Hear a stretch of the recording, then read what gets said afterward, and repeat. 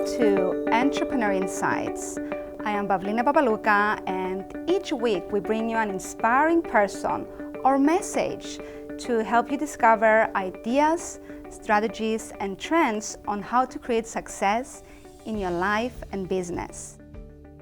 If you are looking to create a powerful business that stands out in the market and learn how to be a top networker who knows how to connect with key people across countries to grow your business, our guest today is a person you should listen carefully to. Elena Tanou is the Vice President of Top Kinisis Travel, one of the most prominent tourism organizations in Cyprus. She is president and active member in various organizations supporting entrepreneurship and tourism, including Vice President of the Nicosia Chamber of Commerce and Industry, Cyprus Federation of Business and Professional Women, and European Ambassador of Women Entrepreneurs. She is also the winner of Madame Figaro Businesswoman of the Year award in 2012. Elena, welcome to Entrepreneur Insights. I'm so happy to have you with us today and so honored. And you have so much knowledge to give to entrepreneurs. First of all, Pavlina, thank you very much for hosting me in your very first session. I'm really delighted to be here with you. Me too. How did you choose to start your own company and start in the tourism industry? Tell us a bit more about your background. I graduated from Kikos Gymnasium for Girls in 1980, and then it was the boom of the tourism in Cyprus. And of course, after 1974, everybody was focused on tourism. So discovering what I wanted to study, I decided to go to Switzerland, where they were the experts of tourism. So between 1980 and 83, I was in Switzerland, where I studied travel and tourism management. In 1983, I went to England. And for 6 years, I was working in the travel industry in England. Mm-hmm. I think there I achieved a lot of experience because the British travelers, they were amazing. They knew very well where they wanted to go, and they knew the product very, very well. So I think the British market was a second university for me. After my work in the UK, I was a typical Greek Cypriot girl, so I married. I had my first son, so I had to come back to Cyprus. I wanted to do something exclusive, and that was within the whatever I knew well, and that was tourism. So when I did a research in the market, I saw that there were 480 travel agencies in Cyprus. 480 at the wow. time. So it was a big number to, let's say, compete. And I didn't have probably, my father's job to continue. So it was just fresh. Starting from scratch. You didn't have fresh. A background from your family. Absolutely. Mm-hmm. So I thought I should find something niche. And in those days, to find something niche, it wasn't so easy. It wasn't like now that we want to be innovative and fresh ideas. It wasn't so much geared in our minds. So I could see the gap that there was no expert on faraway destinations. So what I did, I knew very well faraway destinations like Africa, Latin America, Alaska, China, and so on. In those days, the Cypriots were traveling to Greece to get faraway destinations. So immediately, I started putting in the market these new faraway destinations. I was wise to work with an organization as an incentive group, the first 100 insurance brokers to South Africa and Zimbabwe. And that was my best exercise, because those 100 travelers that they had a fantastic time in these two countries, they were the ambassadors for me afterwards. I didn't have to advertise for a long time because these travelers, they were really good advertising. Great word of mouth. They created word Absolutely. of mouth.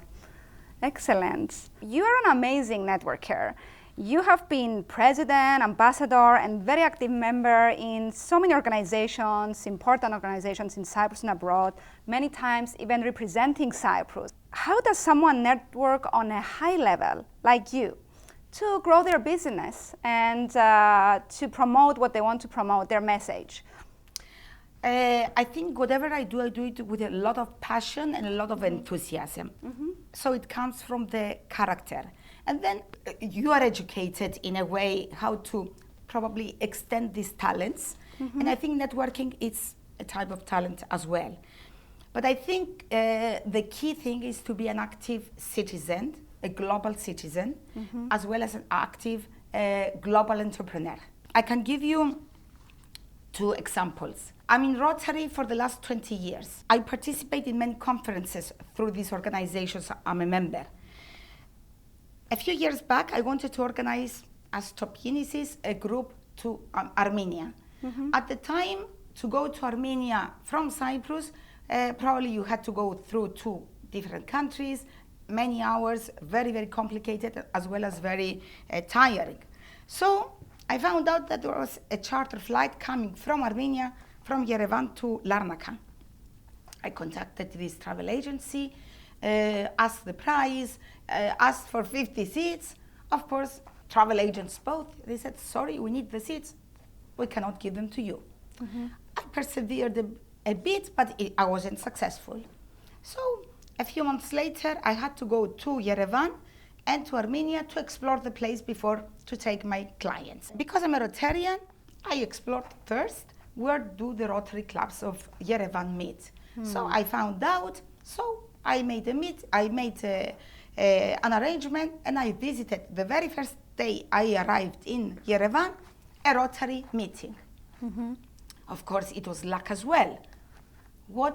Whom did I find at this meeting? The travel agent, the owner of the travel agency that was doing this charter flight. Immediately, he said, oh, we received your email and whatever. In no time, I had those 50 seats, and my clients went really comfortably to Yerevan within an hour and 45 minutes. So that was, I think... the power of connection and being around groups of people who are similar caliber, as you said, finding where these groups are. Because I have another strong example, if I may. I was 2 years ago at the World Tourism Conference that was in Beijing. It was 1,000 people, all from the travel industry, very famous, very well established in their field. I was the only Cypriot. And I thought, my God, now in Beijing, nobody will know me. How am I going to do it? How many business cards I have to give in order to be known here, or at least make something. And I want always to be productive. So what I did, I was listening to all the panel discussions. And when I was given the chance to make a question, I made a point to raise my hand, made a very, very important and clever question in order to draw attention from the participants. And I had to give a little bit of feedback about Cyprus and Greece at the time, because the Chinese mainly didn't know where Cyprus is. And after that, around 30 people came to me and they said, I know Cyprus, we've done that. Second came, we don't know, but we're interested. So today we're speaking with Chinese to come to Cyprus. Networking is not about sitting in a corner and waiting for people to come to you. Absolutely. You have to take the step and speak up and connect with people. You have to do the extra step and the effort, because a lot of people are shy. And if you don't go to address them, probably they will not come to you. So, especially if you are really a person that you have the personality to have something new to say to others, go ahead. So if I would ask you, for people who are watching us now and they want to become good networkers, maybe they feel they're shy, maybe they're wondering, what is the best way to network effectively? So what are your two, three main tips that you have to give to people who want to become great networkers and network like you across countries to promote their business and their ideas? As you said, 3 key points would be to create sincere human relationships. I never see somebody just like a client, okay? I'm interested to know about you, to know what you're doing, and then the relationship for business probably worked out later on. Build a relationship first. Absolutely. Don't go directly for the business deal and to sell something, and the rest will come. Absolutely. Second point, I would say, be rich in your knowledge, if I would say. Not just to know your field.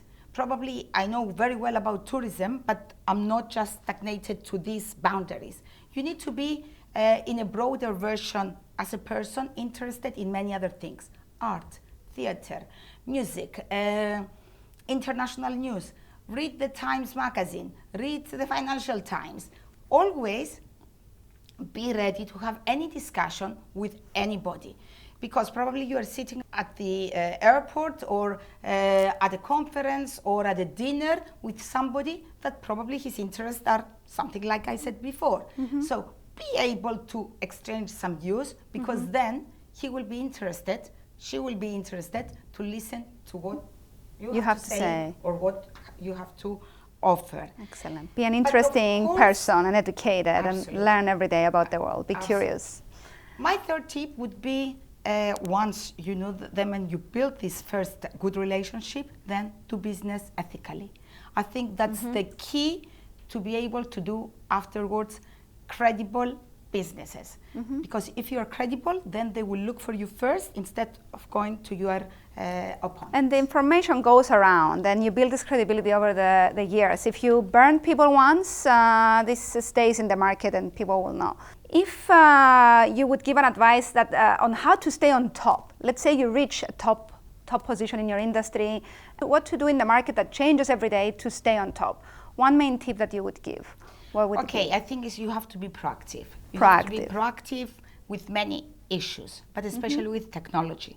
And also, again, provide something niche in the market. Be credible. Always maintain your good quality, because people aim for quality. One question for women entrepreneurs now. Can a woman have it all? I mean, you've been in so many associations, you've been around women entrepreneurs for so many years. Can a woman have it all? Successful business, family, personal life, good health. If there are some challenges that women are facing in business, what are these challenges? I think, yes, probably not in the very, very big, let's say, image, but if you prioritize and if you have a good balance in your everyday life, you can have it all. First of all, exercise, something that I do every morning. Allow half an hour, 15 minutes, an hour. It depends how much time you can avail. So that will give you the energy in the morning.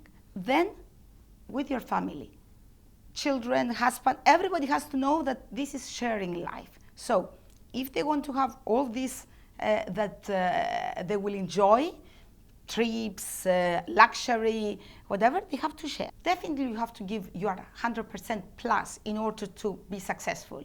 Therefore, you will try hard and hard. But of course, you won't jeopardize at the same time if your child is having his graduation day not to go. Definitely, work is important, but if it's a graduation day, you will make the time. So balance is ideal, I think. And it's not easy, it's very, very difficult, but I think women, we have this multitasking abilities. Really helps us to make things work, but it needs, I think, positive thinking. You don't moan and you don't have any guilty feelings. You do it because you like it, and then everybody will understand. If you're happy, the kids will be happy. Everyone will be happy. And at the end of the day, things work. Manage your time. I think why I enjoy all these things that I do, and not just now because my kids are old enough to manage everything on their own, but I have a very good time management program that I find time to do everything the way I enjoy it, and without panicking or without, whispering that I moan that I don't like it. I love it. Excellent. And if you love what you do, you will find the time if you have the passion that you mentioned in the beginning. So last, to close this, if you had one main insight to give, your biggest insight for entrepreneurs from what you have learned in your journey so far to succeed in life and business, what would that one insight be? Okay, I would say be patient. If you're right, the wheel will turn your way. Because at the end of the day, it's perseverance everywhere. Personal life, work life, everywhere. But at the same time, I would say have a mentor, somebody that you really admire, somebody that really is your hero. And I'm sure by exchanging ideas and discussing in difficult times, you will have the support. And also in good times, when you're really thrilled about success, you can share it with your mentor, and equally she will bring you down to make sure that everything will be all right always. Thank you. I will take that one last statement. Have a mentor, because I have experienced it, how much my life and business has changed, consulting somebody who is where I want to go. Thank you very much for your time today. It's been amazing, amazing insights. And thank you. Hope to see you again soon. Thank you, and I wish you every success always. Thank you.